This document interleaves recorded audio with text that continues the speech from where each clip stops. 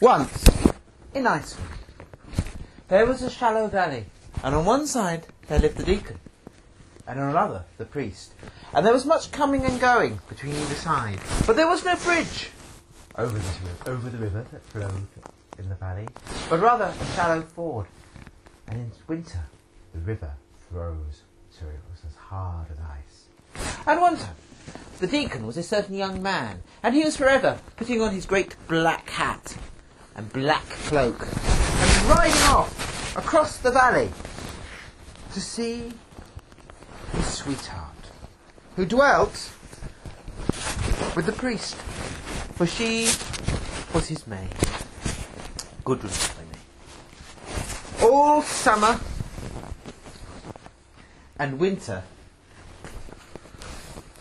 this carried on, until it came round to Christmas time, and the deacon decided that this was as good a time as any to propose to all his neighbours that he and Gudrun were engaged to be married.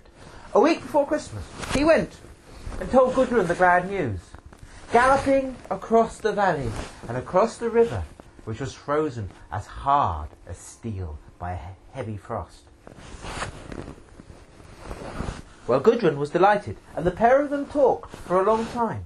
It was quite evening when the deacon made ready to go, getting ready to mount his great grey mare, Faxe. He climbed on and said goodbye. Well, the light was not good, and perhaps that was the reason. But the deacon did not notice that while he had been in the priest's house, there had been a sudden thaw.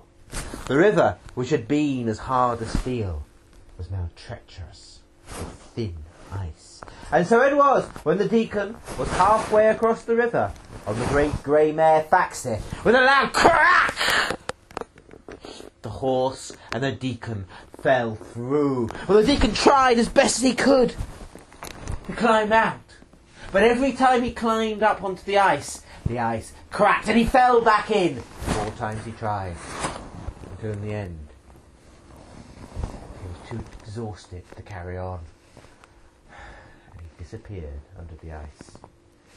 The next day, the men of his house looked for him.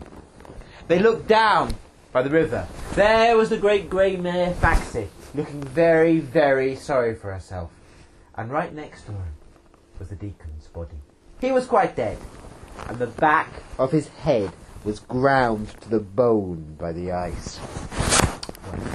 All the next week, the week before Christmas, the river was full of grinding ice, so nobody could cross it.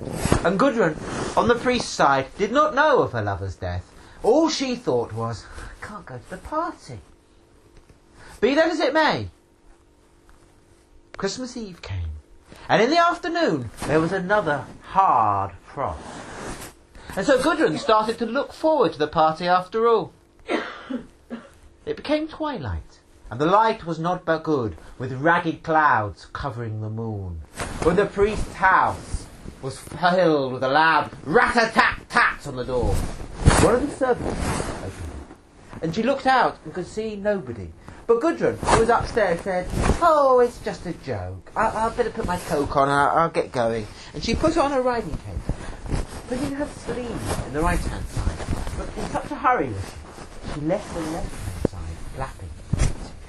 She ran down the stairs and out into the night time. There was a great figure, a black hat and cloak, and next to him was the grey mare Faxe.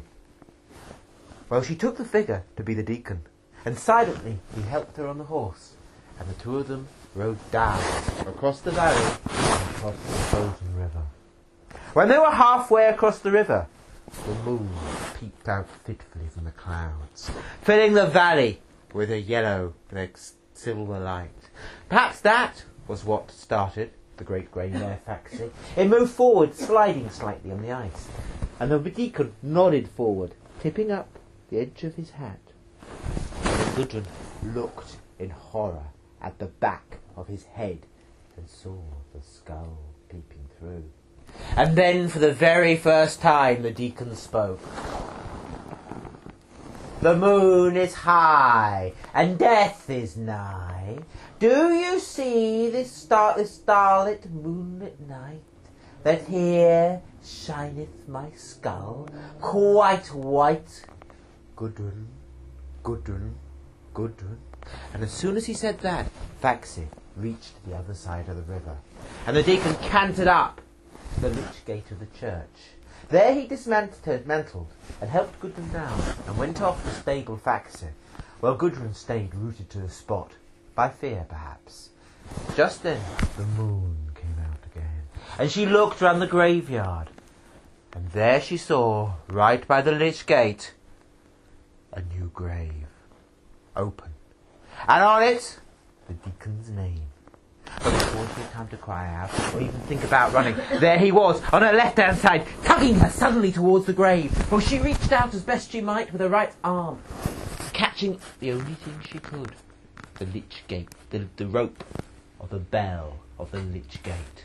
There she was, tugged leftward towards the grave, holding on for dear life on the right, backwards and forwards, backwards and forwards, backwards and forwards, until it became quite clear that something would either have to give. Either the rope would snap, or Gudrun would break in two, for the sleeve on the left-hand side of her cloak would give way.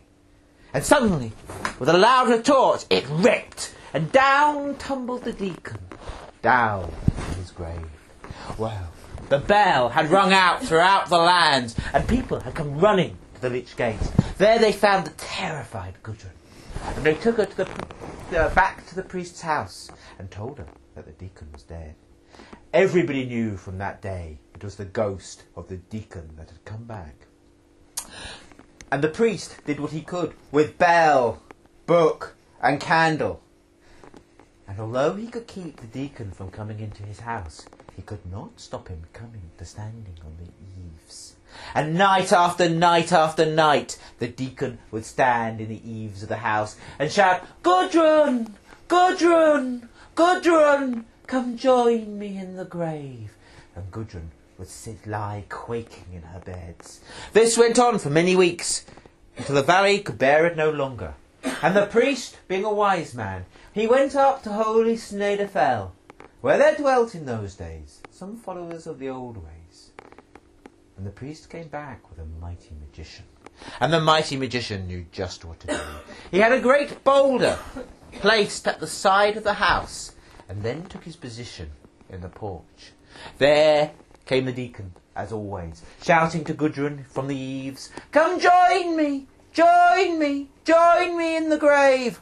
When out stepped the magician, and in a series of mighty incantations, he drove the deacon back along the length of the house, back to the corner where the stone was, and in a final fiat, he made the stone roll over the deacon, covering him. Men say he is there to this day. So, I suppose if this story has a moral, it is that if ever you find yourself in Iceland, always leave the stones be where they are, for you never know who's dwelling